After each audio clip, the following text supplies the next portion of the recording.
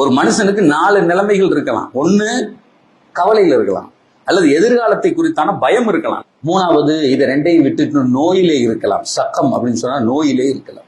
சில நேரத்துல எதுலையாவது போய் வலுவா மாட்டி, அல்லது இவர் மாட்டாட்டியும் அந்த சூழலை இவரை மாட்டி விடலாம்.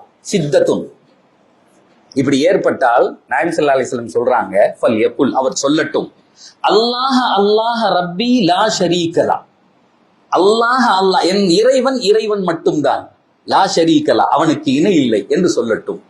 அப்படி சொன்னால் பெருமானார் சொல்கிறார், என்ன தெரியுமா நடக்கும் அவனை சுத்தி? உடனே அந்த கவலையும் அந்த நோயும் அந்த அழுத்தமும் அங்கிருந்து எடுக்கப்படும். அதற்கு நேர்மாறான மகிழ்ச்சி தரப்படும். ஒரே ஒரு துண்டு அல்லாஹ் அல்லாஹ் ரப்பி, இதுல என்ன கஷ்டம் வந்துட போகுது? ஒரு தடவை சொல்லி பார்ப்போமே. சார் எழுதி வைத்துக் கொள்ளுங்கள், கேன்சர்னு சொன்னாலும் போகும். 1400 ஆண்டுகளுக்கு முன்னால் எம்பெருமானார் சொன்ன வார்த்தை சத்திய வார்த்தை. தன் வாழ்க்கையில் ஒரு தடவை கூட எங்க நபி போய் சொன்னதில்லை. ஒரு தடவை கூட, விளையாட்டுக்கு கூட போய் சொன்னதே கிடையாது. அந்த நபி அல்லாஹ் மேல ஒரு வார்த்தை எப்படி சொல்லுவாங்களா?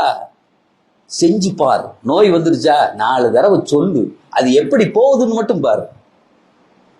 அந்த நோய் மட்டும் உன்னை விட்டு போகாது, அது சார்ந்து எதெல்லாம் உன்னிடத்தில் இருந்ததோ அத்தனை சேர்த்து எடுத்துட்டு போயிடும்.